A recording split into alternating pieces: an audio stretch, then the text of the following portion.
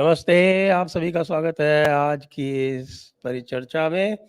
और आज आप सभी के लिए बड़ी ज़बरदस्त, बिल्कुल जिसको हम कह सकते हैं सनसनीखेज समाचार है।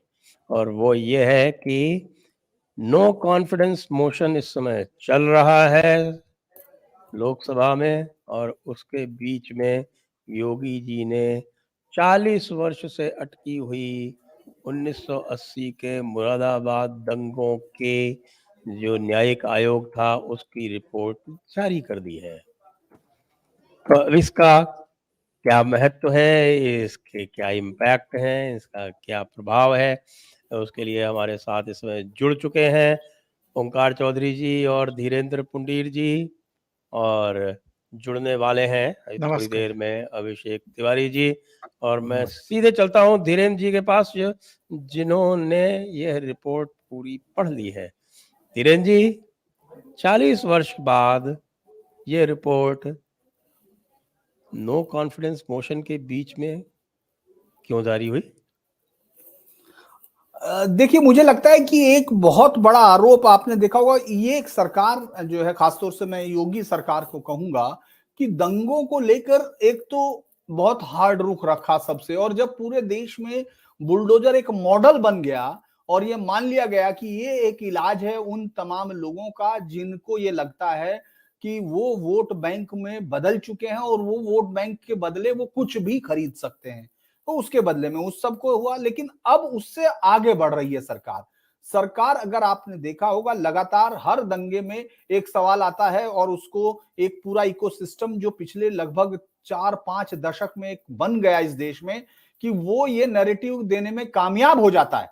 वो ये नैरेटिव दे देता है कि ये दंगे जो हैं साहब हिंदुओं के किसी प्रॉब्लम से हुए, उन्होंने किए, आरएसएस, बीजेपी, ये लगातार उनके एजेंडे को ये नैरेटिव्स के सहारे, चाहे वो लेफ्टिस्ट मीडिया हो या जो उन लोगों के स्टूज इस दौरान रहे, काफी का तो अब आपके सामने खुलासा हुआ और आप लोगों ने किया भी इस तरह से, वो सब हुआ। मुझे लगता है ये नेक्स्ट स्टेप है योगी जी का, कि ये बताने के लिए, क्योंकि जिस दिन ये हुआ था कि 43 साल मतलब पहले हुए दंगे की रिपोर्ट सार्वजनिक करेंगे, उसी समय सबसे पहला सवाल ये जहन में आया था कि आखिर ऐसा क्या है, क्यों उनको लगा। तो मुरादाबाद का दंगा बहुत ही बड़ा दंगा माना जाता था, और एक ऐसा दंगा जिसके सहारे आने वाले टाइम में जो आतंकियों की बड़ी खेप तैयार की थी, उसी के सहारे कि साहब यहां बहुत सारे, जब वो नमाज पढ़ रहे थे, जब वो ईदगाह में थे, तब उनके अंदर सुअर छोड़ दिए गए और उस ईदगाह में नमाजियों के बीच में, और साहब बहुत बड़ा नरसंहार किया गया।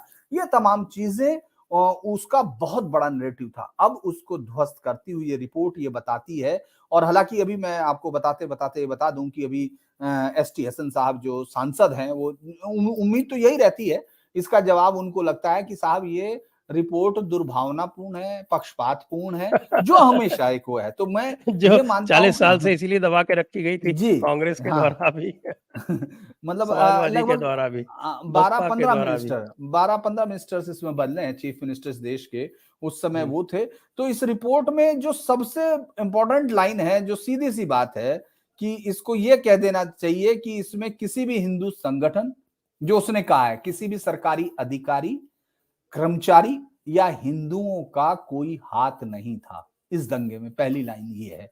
उसमें उन्होंने अगली में ये भी कहा है कि आम मुसलमान का भी कोई हाथ नहीं था, लेकिन मुस्लिम लीग और जो खाकसार संगठन वहां के हैं, यानी आपस में ही लड़ते हुए उन लोगों की वजह से वो सब हुआ। इस दंगे की शुरुआत जो कही जाती है, वो जो शुरुआत हुई उसमें कहा गया था कि सुअर नमाजियों के बीच में।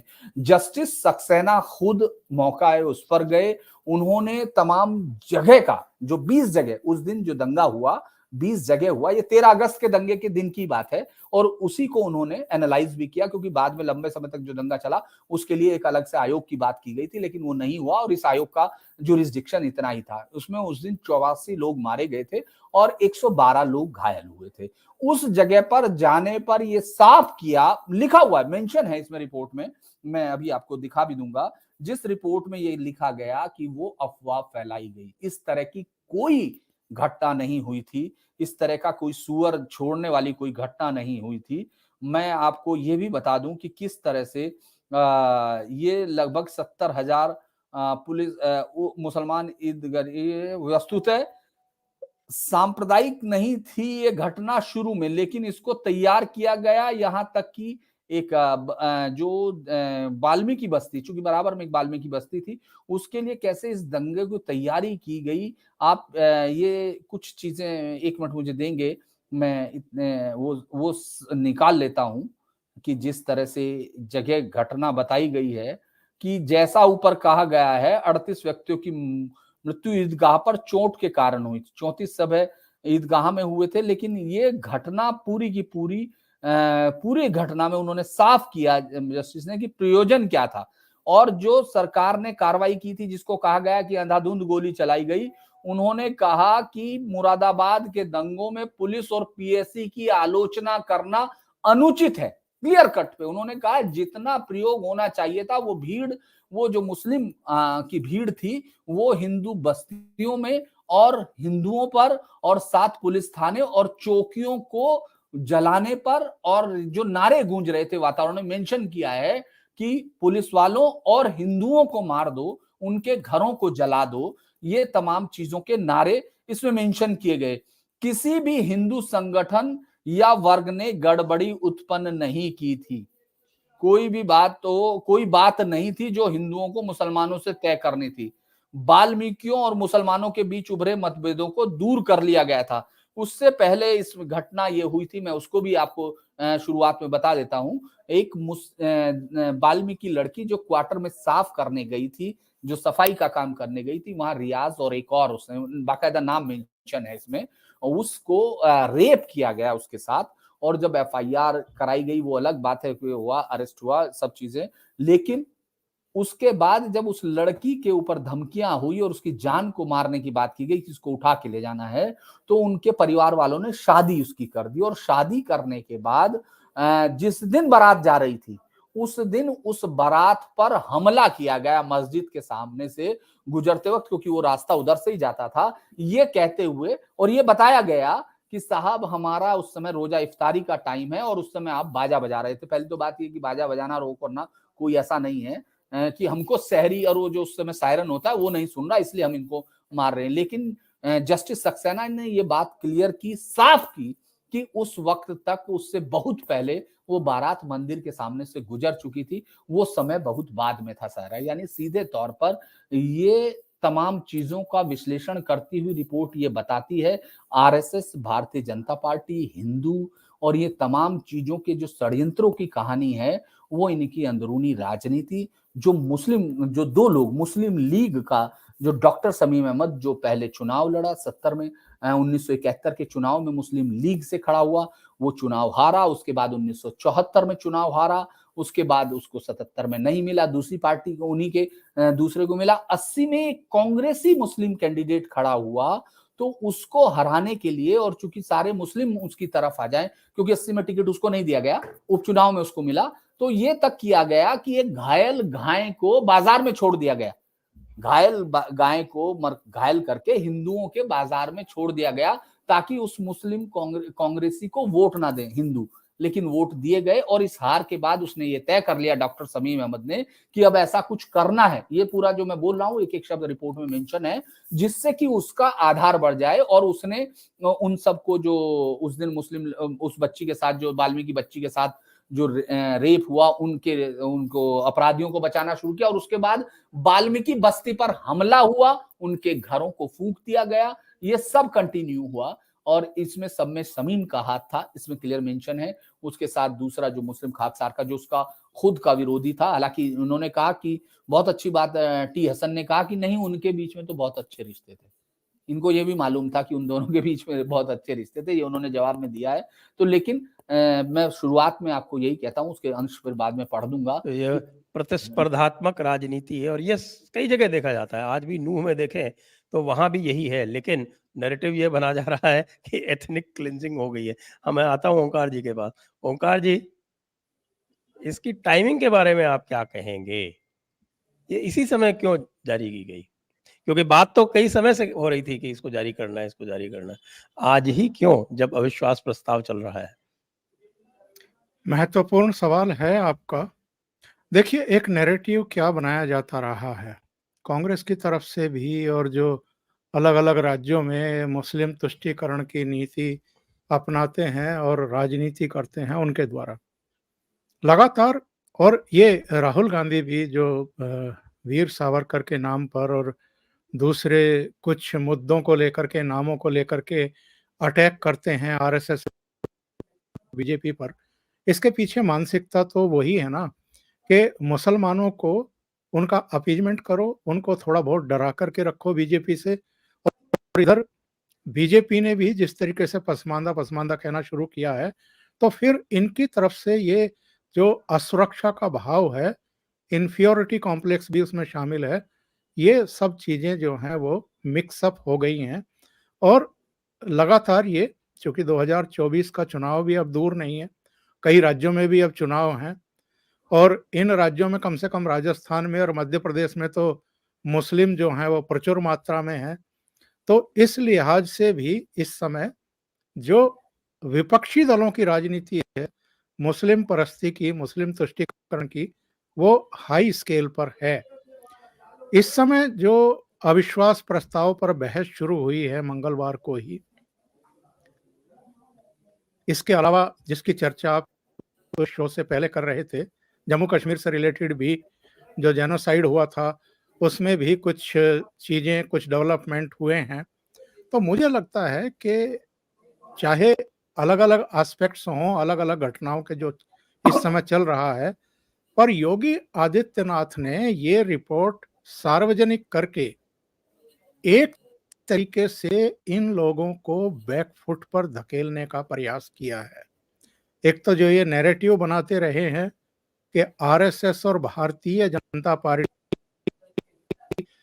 और जो हिंदुत्ववादी दूसरे संगठन हैं, बजरंग दल हो, विश्व हिंदू परिषद हो, या जितने भी हैं इनके अनुसांगिक संगठन आरएसएस के, वो साफ दंगे कराते रहे।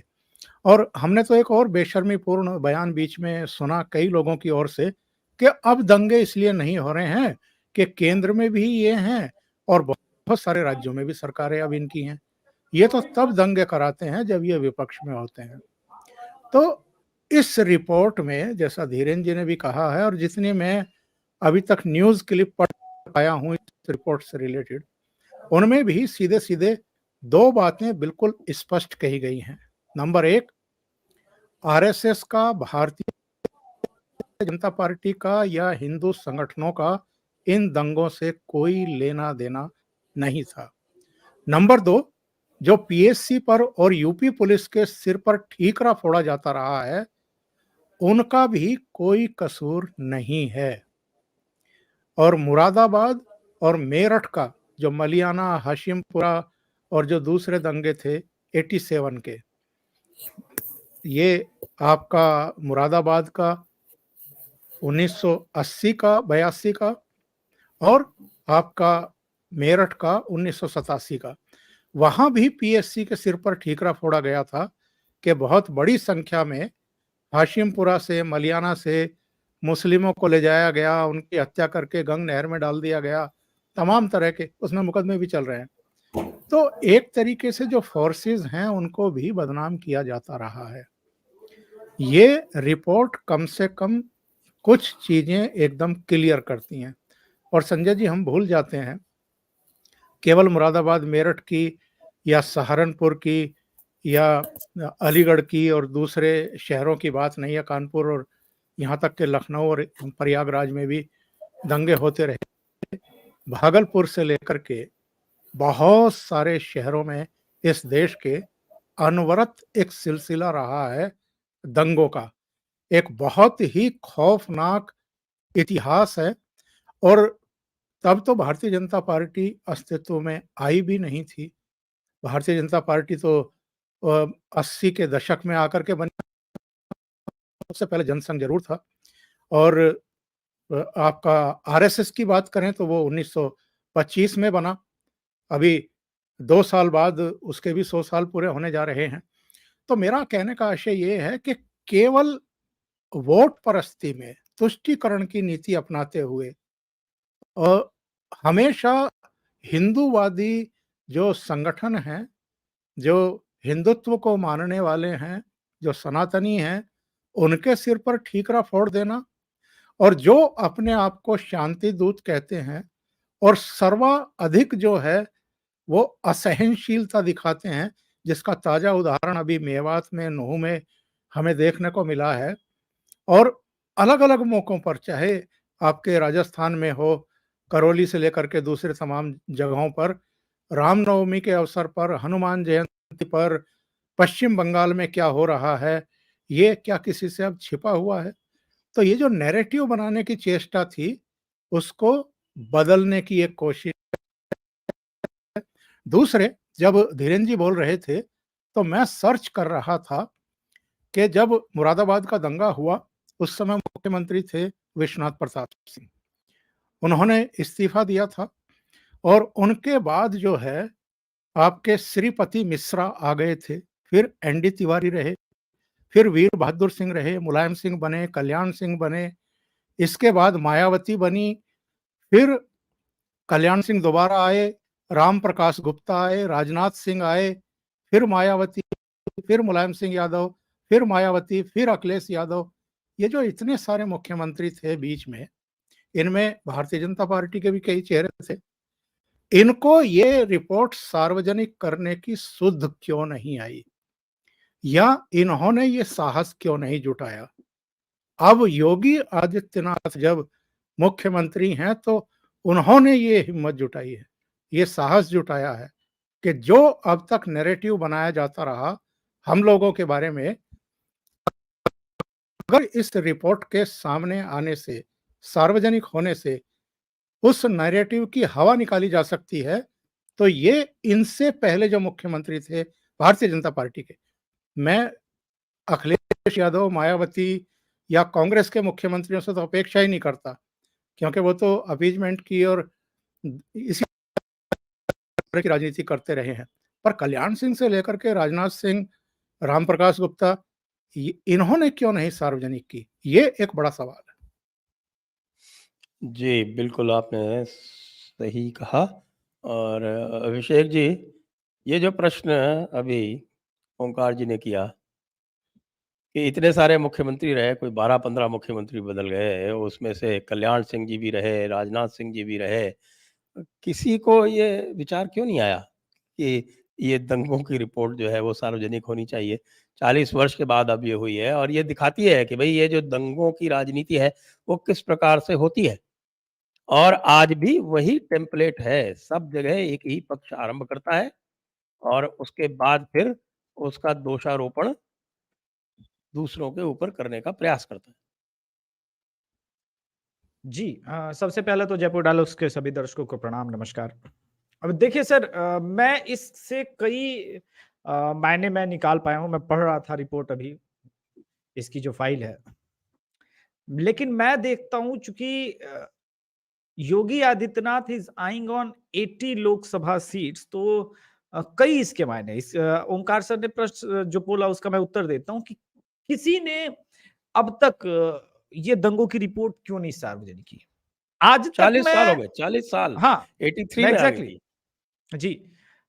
लगता है कि 1983 जो फिल्म आई थी कबीर खान की, उसको योगी आदित्यनाथ ने बहुत अच्छे से देखा, बोला रुको मैं इसकी नैरेटिव को तोड़ता हूँ, तुम लोग फिल्म बनाते हो, मैं ओरिजिनल रिपोर्ट पब्लिश करता हूँ। सर आज तक किसी इस फिल्म मुख्यमंत्री में क्या ने था मैंने नहीं देखी है। अच्छा, तो मैं बताता हूँ। उस फ़िल्म में एक बार फिर से डायरेक्टर कबीर खान हैं और उन्होंने दिखाया कि हिंदू द दंगों के दोषी हैं, मुसलमान भी पीड़ित थे। तो इंदिरा गांधी कहती हैं कि इस वक़्त सेमीफ़ाइनल आने वाला है, हम दूरदर्शन पे इसको प्रसारित करेंगे, इससे दंगे रुक जाएँगे।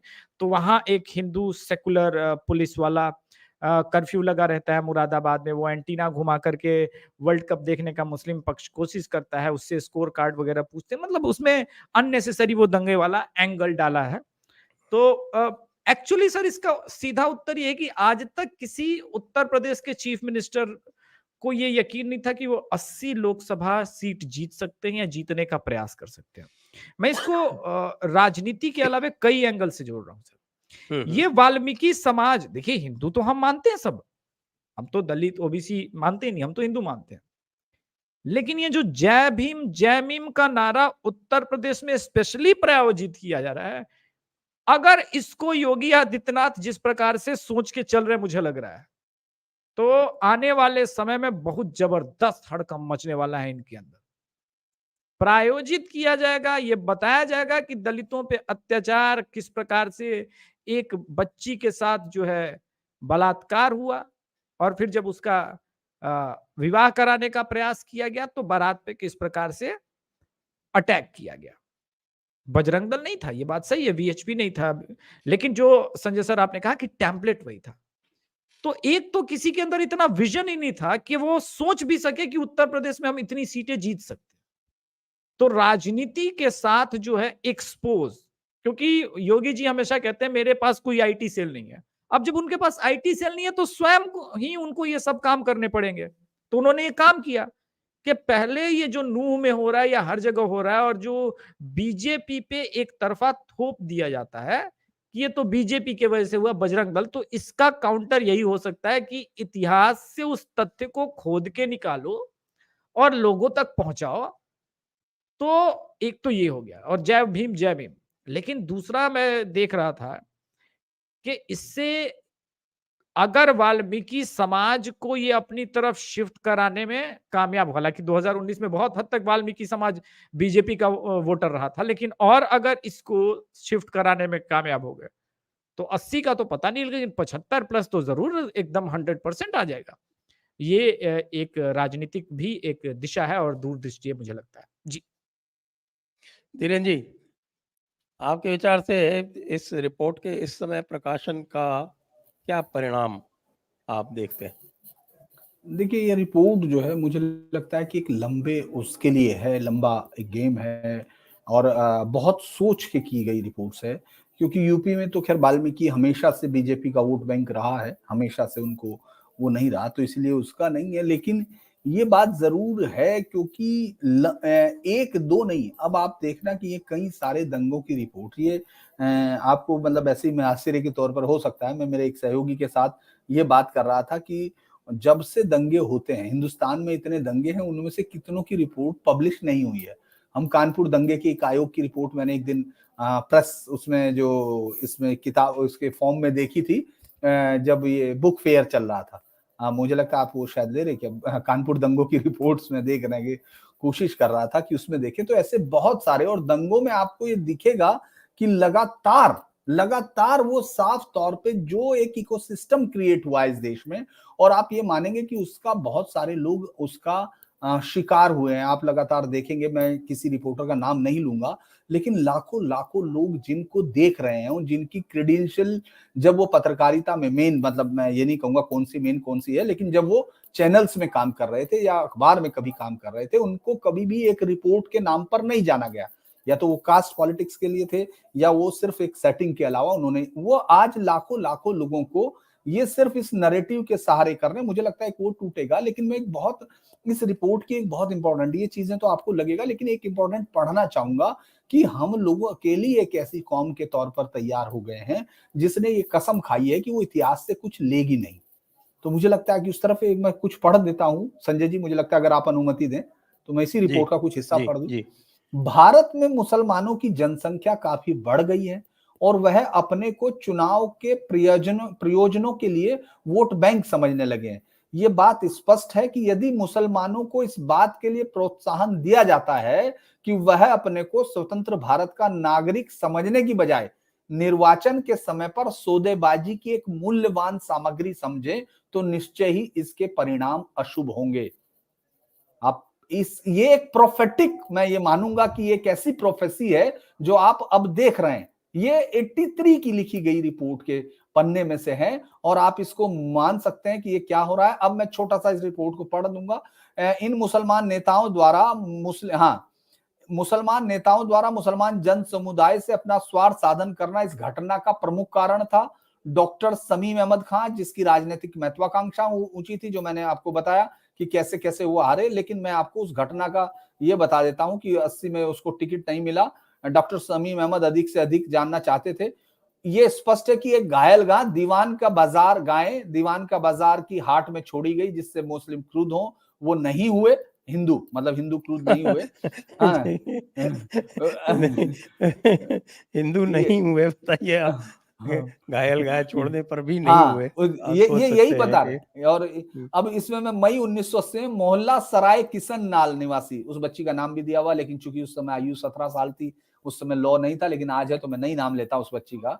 लेकिन रियाज और उसके साथियों ने पूरा नाम दिया, इसकी रिपोर्ट थाने में, उसने तुरंत आगे अपराधियों का पक्ष लिया और रमजान के महीने में 27/7/1980 को, उसकी शादी के दिन था, बारात मस्जिद के पास पहुंची तो बहाना लेकर, ये साफ कह रहे हैं कि बहाना लेकर, और उसने कहा मुसलमानों के लिए वर और वरातियों को आपत्ति करने या मारने पीटने कोई वो नहीं था, औचित्य नहीं था। इससे गंभीर स्थिति पैदा हुई। बस्ती के मुसलमानों ने वाल्मीकियों के घरों पर हमला किया। दोनों समुदाय के बीच में मुठभेड़ हुई। मुसलमानों ने वाल्मीकियों के घरों पर भारी पथराव किया, उनमें आग लगा दी। और जब भीड़ वहां पुलिस पहुंची तो मुसलमानों की भीड़ के रोष का सामना करना पड़ा। ये देखा गया। डॉक्टर समीम अहमद उकसा रहे थे उसी समय। 5 और 6 जून में एक दो घटनाएं इसलिए पढ़ रहा हूं क्योंकि रिपोर्ट तमाम लोगों को जो कि पढ़ नहीं पाएंगे, लेकिन हम चाहते हैं कि वो लोग सीखें इसको, कि 5 और 6 जून 1980 की मध्य रात्रि में भूरे अली और कुछ अन्य लोग राहजनी का शिकार हो गए जब वो दूध लेकर शहर जा रहे थे। बल प्रयोग किए जाने पर घटनास्थल पर ही जावेद और 3 लोग पकड़े गए। जावेद की मृत्यु थाना ले जाते वक्त हो गई। डॉक्टर यानी मुस्लिम्स को लूटा और मुस्लिम्स वो थे। अब इसमें इन्होंने कहा डॉक्टर समीम अहमद खान ने लाभ उठाने के लिए अभियान चलाया कि जावेद को पुलिस ने मार दिया और उन्होंने जावेद के शव का जुलूस निकाला, मजिस्ट्रेटी जांच कराई, सिर्फ दिखाने के लिए, उसमें कुछ नहीं निकला। इसके बाद एक और अगली घटना हुई कि जो जब उन्होंने वाल्मीकियों ने मुसलमानों के शौचालय को सफाई करना बंद कर दिया तो उनमें भारी रोष हो गया मुस्लिम्स में। और इससे अच्छा मौका डॉक्टर समीम अहमद खां को नहीं मिल सकता था। कुछ मुसलमानों ने वाल्मीकियों के सुअरों को जहर दे दिया, जिसकी रिपोर्ट दर्ज कराई गई और पुलिस ने उस पर कार्रवाई की। ये मैं अभी घटना बता रहा हूं क्यों ये किया गया। ईदगाह पर गड़बड़ी पैदा करने के षड्यंत्र को बढ़ावा देने के लिए 2 रिपोर्टें तैयार की, 2 रिपोर्ट दर्ज कराई गई। पहली रिपोर्ट थी श्री हामिद हुसैन ने कि मुगलपुरा, थाना मुगलपुरा में। दूसरी रिपोर्ट उसी रात को काजी फजलुर रहमान ने थाना कटघर में दर्ज कराई कि ये जो है वाल्मीकियों पर आरोप लगाया कि वाल्मीकियों ने उनसे निपटने की धमकी दी गई। तुरंत जांच करने पर दोनों रिपोर्ट झूठी पाई गई, जिससे यह पता चला कि अगले दिन ईदगाह पर जो घटना होने वाली थी उसकी जिम्मेदारी वाल्मीकियों पर डालने की पेशबंदी की तैयारी के लिए रिपोर्ट लिखाई गई थी।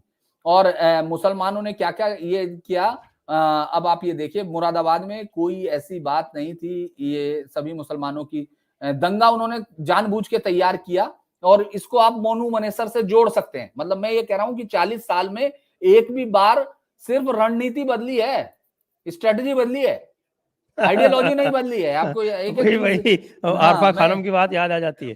मैं ऐसे सिर्फ ये बता रहा हूँ भावावेश में। अच्छा, ये भी लिख रहे हैं कि बहुत से मुसलमानों ने इसमें भाग लिया जो बड़ी संख्या में, मतलब ये पूर्व नियोजित था, उन्हीं लोगों ने तैयार किया था। बहुत से मुसलमानों ने इसमें भाग लिया जो बड़ी संख्या में वृद्ध और असंख्य मुसलमानों की हत्या के भावेश में आके उत्तेजित हो गए। नमाजी इसके बाद ये अफवाह क्या थी कि एक या अधिक सुअरों को जबरदस्ती धकेल दिया गया। पुलिस ने हजारों मुसलमानों को मार डाला। तब मुसलमान वाल्मीकियों के विरुद्ध क्रुद्ध हो गए क्योंकि उनके बारे में कहा जाता है उन्होंने बड़ी संख्या में मुसलमान भिन्न भिन्न थानों और क्रुद्ध खतरनाक ढंग से इकट्ठा हो रहे थे। उत्तेजनापूर्ण वातावरण में नारे गूंज रहे थे, पुलिस वालों और हिंदुओं को मार डालो, उनके घरों को जला डालो। और इससे डॉक्टर समीम अहमद और अजी ने बाकायदा नमाजियों और अन्य लोगों को भड़काव करना। उत्तेजित मुसलमान पुलिस थानों चौकियों पर हमला करने लगे। हिंदुओं की बस्तियों पर अंधाधुंध हमला किया गया। ये रिपोर्ट के पार्ट है, ये निष्कर्ष है, ये कोई वो नहीं है कि किसी का मैं बयान पढ़ रहा हूं, ये रिपोर्ट का निष्कर्ष है। और हिंदुओं ने भी फिर बदला लिया, घटना ने सांप्रदायिक तनाव ले लिया। पुलिस द्वारा बारंबार किए गए प्रयत्नों से मुसलमानों का क्रोध शांत नहीं हो रहा था। वो नगर के सारे क्रियागा उत्तेजित मुसलमान हत्या करते, आग लगाते हुए घूमते रहे। इन घटनाओं में कुल मिलाकर 84 लोगों की डेथ हुई। ये हुआ, मतलब आप इस पूरे एक और मैं पढ़ देता हूं जिसके लिए चूंकि मुझे लगता है आपको सवाल उससे लेंगे। जिला मजिस्ट्रेट एसपी आर्य और वीएन सिंह ने ईद उल जुहा को शांतिपूर्ण मनाने के लिए सभी आवश्यक तैयारियां सावधानियां बरती थी। प्रत्येक घटना के समय में विचार किया जाए तो जो भी कार्रवाई पुलिस या पीएससी की गोली चलाना भी वह पूर्णतया न्यायोचित था। ईदगाह पर गोली तभी चलाई गई जहां वहां उपस्थित और उस बस्ती में रहने वाले प्रत्येक व्यक्ति के जीवन और उसकी संपत्ति को संकट हो गया था। इसमें पूरे तौर पर कहा गया कि ना कोई सुअर छोड़ा गया, ना कोई चीजें की गई इस तरह का। हाँ, रिपोर्ट में विस्तृत चर्चा के दृष्टिकोण से आयोग इस निष्कर्ष पर पहुंचा है कि ईदगाह व अन्य स्थानों पर गड़बड़ी पैदा करने के लिए कोई भी सरकारी अधिकारी, कर्मचारी हिंदू उत्तरदायी नहीं था। इन दंगों में राष्ट्रीय स्वयंसेवक संघ, भारतीय जनता पार्टी कहीं भी सामने नहीं आई थी। यहां तक कि आम मुसलमान भी वहां उत्तरदायी नहीं थे उपद्रव करने। ये डॉक्टर शमीम अहमद के नेतृत्व वाली मुस्लिम लीग और डॉक्टर हामिद हुसैन के खाकसारों और उनके समर्थकों, भाड़े के व्यक्तियों की कारगुजारी थी। पूर्व नियोजित था, ये उनकी दिमाग की उपज थी। ये अफवाह फैलाई गई कि नमाजियों के बीच सुअर धकेले गए और उसके बाद मुसलमान क्रोध में आपे से बाहर हो गए। थानों, पुलिस चौकियों, हिंदुओं पर हमला किया गया, जिसके फलस्वरूप हिंदुओं ने भी बदला लिया। और ये बातें ये भी बातें इसके बाद भी होती रही। हिंसा में अल्पसंख्यक समुदाय के अधिक संख्या में लोग इसलिए मारे गए, ये भी कारण बताया, बच्चे भी, क्योंकि वे क्रोध से उत्तेजित हो गए। ये बात साबित हो गई कि अधिकांश लोग भगदड़ में मरे थे, यानी जो उन्होंने भगदड़ पैदा की थी उसी दिन की घटनाएं हैं। इसमें बहुत बड़ी 496 पेज की रिपोर्ट है, लेकिन मैं जो इमाम का बयान पढ़ रहा था या तमाम लोगों के बयान जिससे रिपोर्ट शुरू होती है, वो लगातार इस बात को साबित करने में लगे रहे कि पाकिस्तान से आए हुए हिंदुओं की वजह से दिक्कत हुई है। मतलब जो लोग वहां से भाग के बेचारे आए, जिन्होंने यहाँ जिंदगी बचाने की कोशिश की, उन लोगों के आने, यानी एक ही एजेंडे के साथ ये रिपोर्टें, मैं फिर ये कहूंगा कि राजनीतिक उद्देश्य क्या होंगे ये तो मैं अभी उसको क्लैरिटी के साथ नहीं देख पा रहा, क्योंकि इस समय बहुत सारी चीजें दिख रही हैं। और ये योगी जी ने कुछ दिन पहले ही कहा था कि ये दंगों की रिपोर्ट सार्वजनिक होगी इसी मानसून सेशन में, तो उन्होंने की है। लेकिन एक बात साफ है कि पिछले 40 सालों से, 50 सालों से, चूंकि मेरठ, मुजफ्फरनगर, सहारनपुर, ये तमाम जगह, मुरादाबाद, रामपुर, संभल, इस तरह के दंगों की पूरी कहानी नूह तक आप कहीं भी जाके देख लीजिए, पेशबंदी होती है, एक कारण ढूंढा जाता है। चूंकि इसी में जो रिपोर्ट में मैंने आपको कहा कि वो पार्ट मुझे बहुत अट्रैक्ट कर रहा है कि जब आप अपने आप को ये समझ लेते हैं, आप मूल्यवान हैं, आप वोट बैंक हैं, तो आप नेशन से अलग बिहेव करते हैं। वो पेशबंदी आपको सब तरफ दिख रही है। जी संजय जी। जी हाँ, मैं अभी देख रहा था, दो चीज़ें देख रहा था, तो वो दो चीज़ें हम आपसे शेयर करूंगा। एक तो मैं देख रहा था एनसीआरबी का डेटा, मैं देख रहा था कि कैसे 2014 के बाद से दंगों की संख्या में उत्तरोत्तर कमी आई है, और 2021 तक का डेटा हमारे पास है। और 2000 में जब आप इसका डेटा देखते हैं तो पाएंगे कि एक समय था, ये 90s में, 1990 के दशक में, जब दंगों की संख्या जो थी वो 1,20,000 से भी अधिक दंगे रजिस्टर हुए थे, जो अब घट के लगभग 50,000 तक पहुंच गए हैं। और कम्युनल वायलेंस के हर तरह के, ये बड़े दंगे भी नहीं है, ये हर तरह का जो कम्युनल वायलेंस का केस है वो इसके अंदर आता है। तो एक तो ये एनसीआरबी का डेटा बता रहा है कि मोदी के कार्यकाल में ये कमी आई है, और जो भारतीय जनता पार्टी शासित प्रदेश है उसमें तो ये अत्यंत नगण्य है, क्योंकि एनसीआरबी के डेटा में कम्युनल वायलेंस का केवल एक केस दर्ज हुआ 2021 में उत्तर प्रदेश में, केवल एक केस, और वो भी दंगा नहीं था, कम्युनल वायलेंस का केस था। और इसके बाद फिर मेरे पास एक ये पुस्तक है, ये मैं दर्शकों से भी शेयर करूंगा। ये आज तक के जितने भी रिकॉर्डेड दंगे हैं, जिनको दंगे के रूप में लिया जाता है, कम्युनल वायलेंस नहीं, दंगे, बड़े दंगे जिनको बोलते हैं, उसका इसमें हिसाब किताब है। ये 2012 की पब्लिश्ड है, और इसमें तब तक का इन्होंने लिया हुआ है। इसमें पहला दंगा इन्होंने रिकॉर्ड किया 1713 में, जी 1713 में। और वो भी क्यों हुआ, क्योंकि कुछ मुसलमान भाई जो थे वो मंदिर के सामने उन्होंने गाय काटना आवश्यक समझा, ये 1713 में। और तब तो उनका राज भी था तब। हाँ, अहमदाबाद की बात है, और उस समय तो सुल्तान वहां पे हुआ करता था, उस वक्त की बात है ये। 1713 से लेके आज तक। और इसका जो कंक्लूजन निकाला, इसका जो लेखक हैं RNP सिंह, वो IB के इंटेलिजेंस ब्यूरो के रिटायर्ड ऑफिसर हैं और उन्होंने बहुत रिसर्च करके ये पूरा का पूरा ये लिखा हुआ है। और इनका जो कंक्लूजन है, कंक्लूजन वो मैं पढ़ देता हूँ, इंग्लिश में है। कह रहे हैं, the chronological study of the communal riots in India since 18th century clearly indicates that whatever might have been the reason behind the curtain, on almost all the occasions, ये important है, लगभग सभी cases में, on almost all the occasions, the triggering force to the violence was undoubtedly religion. Every time it was mainly opposition from the Muslim side to pressurize the Hindus to follow their diktats in the observance of Hindus' traditional and religious practice. ये है प्रमाण आपके समक्ष। जी ओंकार जी, एक जो आंकड़ा आपने प्रस्तुत आपके किया आपके है यार कि आवाज 2000 में डिस्टरबेंस आ रहा है बीच में, पता नहीं क्या हुआ। हाँ बीच में आज डिस्टर्बेंस है सर की आवाज। ओके, आपके माइक से डिस्टरबेंस आ रहा है कुछ, मुझे लगा बीच नेट बीच का में इश्यू चल है कट सर। कट करने में हो सकता है। यार बोले हो आप, सकता अभी है तो कोई तार हिल रहा हो, तार हिल रहा हो। ये तो जो आपने आंकड़े दिए हैं संजय जी, 2014 के बाद अब तक 50% से भी ज्यादा कमी पूरे देश में, केवल पूरे देश में, जी हाँ। हाँ केवल और यदि आप बीजेपी ये राज्यों को अलग से लेंगे तो पाएंगे कि वहां तो नगण्य हो गए। जी जी जी, ये इससे पता चलता है कि टॉप लेवल पर जो लोग बैठे हैं उनकी एक्चुअल में नीयत क्या है, और वो चाहे दंगे हों, चाहे नक्सलवाद हो, चाहे आतंकवाद हो, मैं इन सबको देश विरोधी हरकतें मानता हूं जो देश को, समाज को कमजोर करती हैं और एक दहशत का वातावरण बना देती हैं।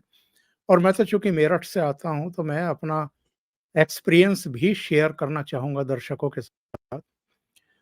मेरठ में ऐसे बहुत सारे इलाके हैं, और जहां से धीरेन्द्र पुंडीर आते हैं, मुजफ्फरनगर, वहां भी एक खाला पार का इलाका है जहां पर आप दिन में भी घुस नहीं सकते हैं, जा नहीं सकते हैं।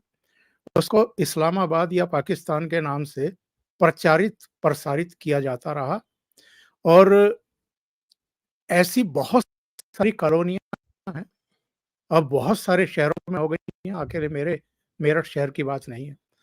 अलग अलग शहरों में जहां मुसलमानों की आबादी 50% के आसपास है या उससे अधिक है, वहां इनकी अलग कॉलोनियां, अलग मोहल्ले, अलग इलाके, अलग मार्केट, ये सब बन गए हैं।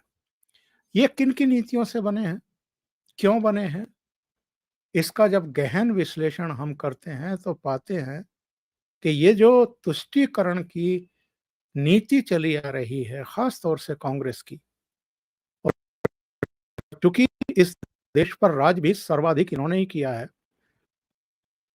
पहले नेहरू रहे, फिर इंदिरा गांधी रही, बीच में छोटे से कार्यकाल के लिए शास्त्री जी आए और चले गए, गुलजारी लाल नंदा केयर टेकर रहे 2 बार, बाकी तो अधिकांश यही लोग रहे। मोरारजी भाई भी कांग्रेस की ही देन थी एक तरीके से, वहीं से निकल करके आए थे। चौधरी चरण सिंह भी शुरू में तो कांग्रेस में ही रहे थे, पर वो उस तरह की कम्युनल पॉलिटिक्स नहीं करते थे। और उसके बाद जितने प्रधानमंत्री रहे इनके, उनको भी आप देख लीजिए। राजीव गांधी ने तो क्या कह दिया था अपनी माँ की हत्या के बाद, वो मतलब बहुत ही शर्मनाक है कि जब कोई बड़ा पेड़ गिरता है तो इस तरह धरती हिलती ही है। वो ठीक है, मुसलमानों से संबंधित नहीं था, लेकिन सिखों का कत्लेआम हुआ था बहुत बड़े पैमाने पर। 3 दिन तक तो दिल्ली में सेना नहीं बुलाई गई थी। PV Narasimha Rao home minister हुआ करते थे उस समय, इस पर बहुत बड़े सवाल खड़े किए गए कि टायर उनके गले में डाल डाल करके उम्र दराज लोगों को भी घरों से खींच खींच करके मार दिया गया, जला दिया गया। और आज आप देखें तो कांग्रेस किस तरह की बात करती है, जैसे अतीत में ये बिल्कुल साधु संत रहे हों। पर सबसे ज्यादा अपीजमेंट की पॉलिटिक्स अगर किसी ने की है और जिसकी शुरुआत की है वो कांग्रेस है। बाकी ने तो देख देख करके फिर ये सब शुरू किया है। तो ये एक मतलब हमें इंडिकेट करता है कि अगर 50% के आसपास, 50% से ज्यादा दंगों में कमी आ रही है, अगर आतंकवाद हमें खत्म होता हुआ दिखाई दे रहा है, अगर अलगाववाद पर थोड़ा अंकुश लगा है और अतीत में जो कुछ हुआ है उसको अब एक्सपोज भी किया जा रहा है, बहुत बड़े पैमाने पर किया जा रहा है। पहले ये चीजें नहीं होती थी। अब तो आपके चैनल हैं, अभिषेक जी के हैं, हमारे हैं, कुछ और चैनल हैं, वो भी अब दूध का दूध और पानी का पानी, नीर क्षीर जिसको कहते हैं, वो करता है। अतीत में किसने क्या पाप कर रखे हैं वो सामने लाते हैं। अभी भी जिस तरह की पॉलिटिक्स करने की कोशिश की जाती है उसको भी एक्सपोज करते हैं। तो इन सब के चलते लोगों में जागरूकता भी आ रही है और उसका फायदा समाज को भी मिल रहा है, देश को भी मिल रहा है। मैं ये नहीं कहूंगा कि भारतीय जनता पार्टी को भी मिल रहा है, क्योंकि भारतीय जनता पार्टी के तो कई ऐसे काम हैं जिन पर अब सवाल उठने लगे हैं और उठने चाहिए, क्योंकि आप भी अगर उसी रास्ते पर बढ़ेंगे, एक तरफ तो योगी आदित्यनाथ हैं जो ये साहस दिखा रहे हैं, दूसरी तरफ आपकी जो पॉलिटिक्स है वो बहुत सारे लोगों की समझ में नहीं आ रही है, हमारी समझ में भी नहीं आ रही है कि आप ऐसा क्यों कर रहे हैं। पसमानदा पसमानदा पता नहीं क्या रट लिया है। और संघ प्रमुख भी कभी ईदगाह जाते हैं, कभी किसी मदरसे का दौरा करते हैं। ये सब चीजें करने की आवश्यकता नहीं है। कोई संदेश संकेत किसी को देने की जरूरत नहीं है और वो आपका संदेश और संकेत ग्रहण भी नहीं करते हैं। उनको किसी तरह से सकारात्मकता दिखानी भी नहीं है, क्योंकि अगर दिखानी होती तो ये जो अभी जलाभिषेक यात्रा पर अटैक हुआ है, ये होता क्या? तो थोड़ा बहुत कहीं ना कहीं तो सकारात्मकता होती। तो ये और थोड़ा सा सोचना पड़ेगा इन लोगों को। और आखिर में मैं ये कहूंगा कि योगी आदित्यनाथ को बुलडोजर बाबा के तौर पर जाना जाता है और अब तो कई राज्य सरकारें उनका अनुसरण कर रही हैं, अलग अलग स्टेट में इसकी डिमांड भी उठने लगी है। पर ये जो बुलडोजर चलाया है ये अदृश्य जरूर है, पर इसके नीचे बहुत सारे दबने वाले हैं, ये तय समझिए। जी धीरेन जी, आपका कंक्लूडिंग रिमार्क्स।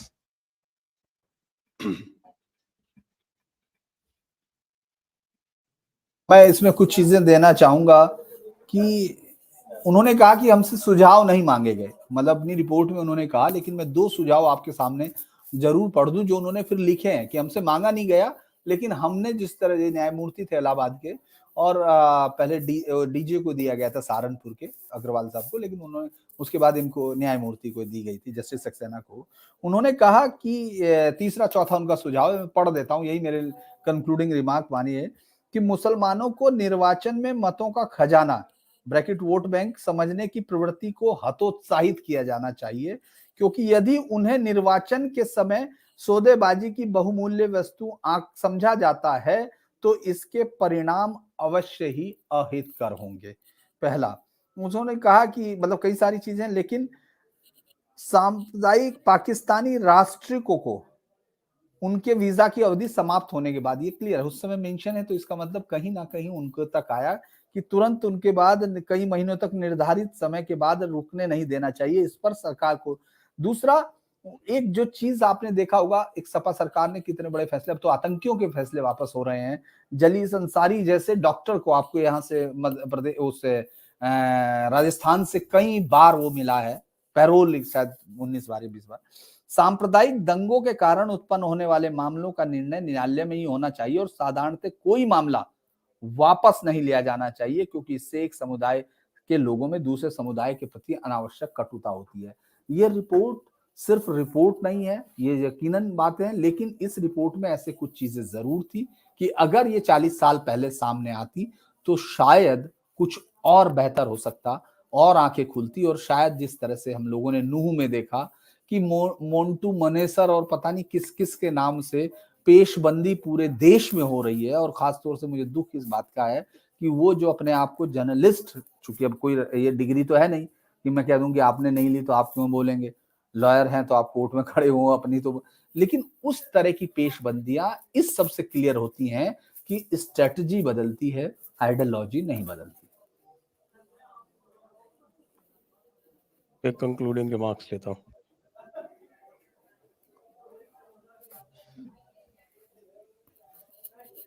किससे पूछ रहे हैं सर? मुझसे? जी जी जी सर आपका मुझे आगे माइक देंगे? म्यूट, माइक म्यूट था तो थोड़ा पता नहीं चला। देखिए, कंक्लूड तो आप लोगों ने कर ही दिया है, लेकिन इस पे अगर गहन चर्चा हो जाए तो एक गीत निकलेगा, वो मैं कंक्लूडिंग समझिएगा। Abdul is a fruit seller, Abdul के हाथ में पत्थर है, अब्दुल इज इन मॉस्क, उसके हाथ में भी पत्थर है, अब्दुल इज इन ट्रेन, उसके हाथ में बॉम्ब है, अब्दुल बड़ा डेंजरस है, अब्दुल हमेशा ब्लेम गेम खेलता है। ये भी एक गाना है और इस गाने को अगले हिस्से में पूरा गाऊंगा ताकि जेडी पे हम बताएं, लेकिन ये गाना समझ लेना चाहिए, कम से कम इसका जो सार है वो यही है। जी जी। तो अब हम इसको दर्शकों के प्रश्नों को ले लेते हैं। जी दर्शकों के प्रश्नों को ले लेते हैं और दर्शकों को ये भी बता देते हैं एक बार कि आज का जो कार्यक्रम है और जो रिपोर्ट आई है वो आप गूगल कर सकते हैं। मुरादाबाद दंगों की रिपोर्ट है और उस ऐसे समय आई है जिस समय की हमारे अविश्वास प्रस्ताव पर चर्चा चल रही है, तो निश्चित रूप से आपको इसकी ध्वनि जो है वो इस चर्चा में भी संभवतः सुनाई पड़े। प्रश्न है,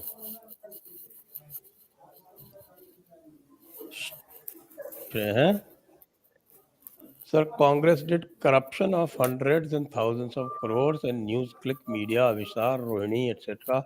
got sold for a few lakhs only, very cheap. At this rate, do they get chiller in India? इतना cheap में बिक गए।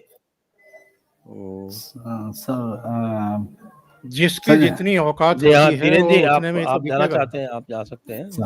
शुक्रिया शुक्रिया सर, शुक्रिया सभी को नमस्कार। नमस्कार सर। नमस्कार, धन्यवाद आपको। बहुत जी ओंकार जी, मैं ये कह रहा हूँ कि जिसकी जितनी औकात होती है वो उतने ही में ही तो बिकेगा।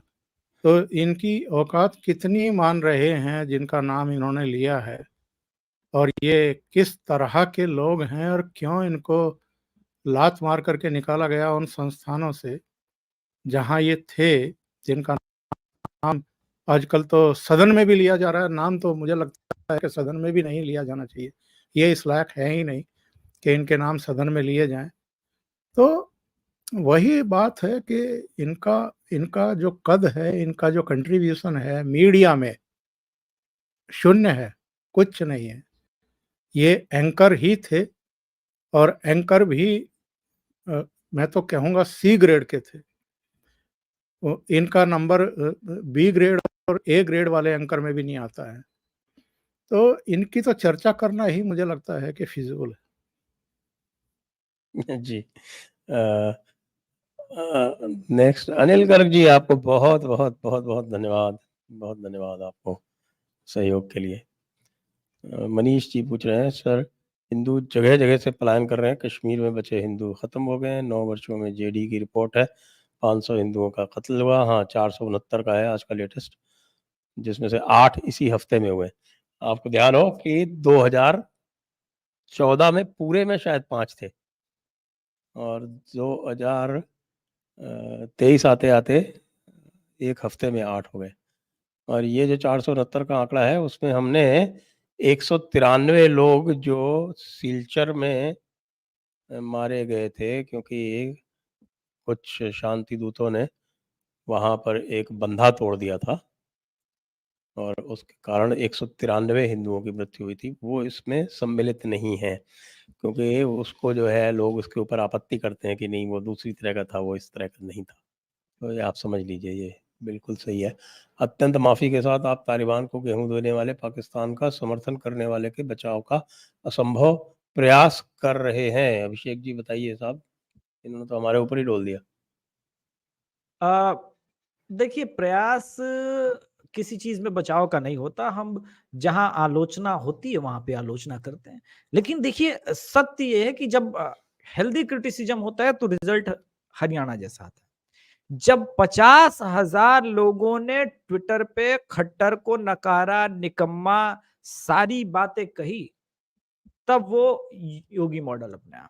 आपको मैं बताऊं, आप चूंकि बिहार में नहीं है, और सरकार का एक फर्क मैं बता दूं, पिछले 15 दिन से, अभी 5 दिन पहले ओपन हो गया है, दरभंगा में पिछले 15 दिन से इंटरनेट बंद था और वहां भी दंगा हुआ था, और वहां भी महादलित पासवान जाति के लोगों को पीटा ही नहीं गया।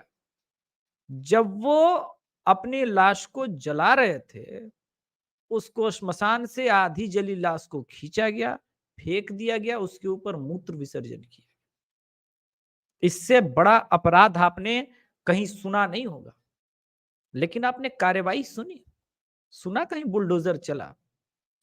तो मुझे लगता है कि क्रिटिसिज्म हेल्दी होना चाहिए, ताकि हम इस देश को सशक्त बनाए। हमारी जिम्मेदारी ओवरऑल इस सनातन समाज और हिंदू समाज के प्रति है। इसका ये मतलब नहीं होना चाहिए क्रिटिसिज्म में कि तुमको सबक सिखाएंगे और अगले साल 2004 से लेकर के 2014 तक का जो कांग्रेस को बिठाया, उसके बाद 10 साल हम सबक सीखते रहे। तो विवेक का इस्तेमाल मैं थोड़ा करता हूं, और मैं हेल्दी क्रिटिसिज्म में विश्वास रखता हूं, नकारात्मकता में विश्वास नहीं रखता। जी। Next, secular Hindus from 15 years back. I remember in my 100% Hindu area, Muslim boys started coming in our cricket grounds from some 20 kilometer distances just to play against Hindus and abuse them based on religion. We all started not playing with them instead of fighting, and they stopped coming finally. What drives them? Why they do these nonsense things? The book drives them. इसका सीधा सा उत्तर ये है। आपको फिर से fundamental बता देना चाहिए संजय सर। ओंकार जी, आप बोलेंगे इस पर कुछ? देखिए, आप ऐसे लोगों को इग्नोर भी नहीं कर सकते हैं, और सबक अगर सिखाना शुरू करें तो फिर उसके बाद वही क्लैश और संघर्ष और दंगा और फसाद, ये सब चीजें हैं। तो सवाल ये है कि इन लोगों पर कई तरह से नियंत्रण किया जा सकता है, और उसकी वानगी तो हम देख रहे हैं ना 2017 से जब जब भी इस तरह की हरकतें कहीं हुई हैं, उनका इलाज हुआ है ना, उपचार हुआ है ना। तो बात यह है कि जो इस समय शासन कर रहा है, जिसके हाथ में बागडोर है, उस पार्टी की रीति नीति क्या है, सिद्धांत क्या है, और जो इस समय मतलब ड्राइव मोड में है, यानी योगी आदित्यनाथ, उसका अपना दर्शन क्या है और सिद्धांत क्या है। तो योगी आदित्यनाथ के रहते हुए उत्तर प्रदेश में कहीं कुछ अगर थोड़ा बहुत हुआ भी है, करने के प्रयास भी हुए हैं, तो इमीडिएटली उसको वहीं दबाया गया है और उसका उपचार किया गया है। तो ये चीज़ें जब तक हम अलग अलग राज्यों में इसी तरह के नेतृत्व को विकसित नहीं करेंगे, तैयार नहीं करेंगे, तब तक मुझे लगता है कि दिल्ली दूर ही रहेगी। ये चीज़ें होती रहेंगी और इनको आप सामाजिक बीमारी की तरह ही लीजिए, और ये कोई नई नहीं है, अभी की नहीं है, 2010 के बाद की नहीं है, 14 के बाद की नहीं है, ये तो बहुत लंबे समय से चली आ रही है। लोगों को सजग भी करना पड़ेगा, जागरूक भी करना पड़ेगा, और खुद को भी तैयार करना पड़ेगा। जी नेक्स्ट, जे बीजेपी एसडीजी, सच में मोदी बीजेपी छवि सुधार कम्स आउट जब Barkha talks to Vir Sanghvi, Vir said BJP is working hard to induct first Muslims and now Christians in BJP. Okay, it's a statement. Vignesh Prabhu, brainless argument by Sibbal in SD today too. Okay. Ankur Dhaneria, UP model used for riot comes in last 50 years. CEO.com का मतलब क्या हुआ? The riot cases in last UP model used for riot cases in last 50 years. Anyway, मेरे समझ में नहीं आया क्या कहना चाह रहे हैं.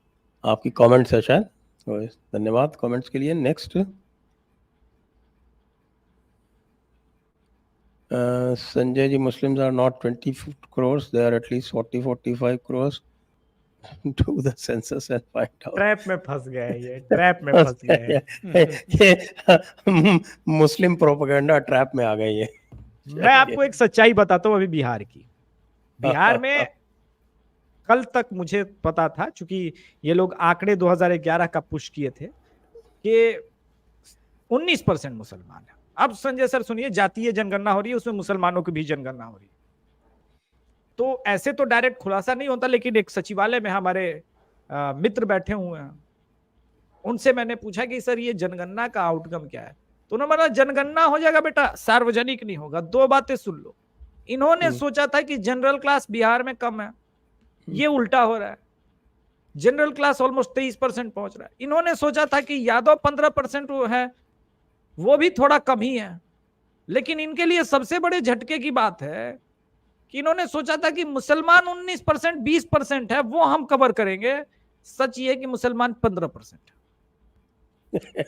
ये सब जगह होता है भाई, मैंने तो सेंसस करवाया हुआ है, मुझे पता है ना.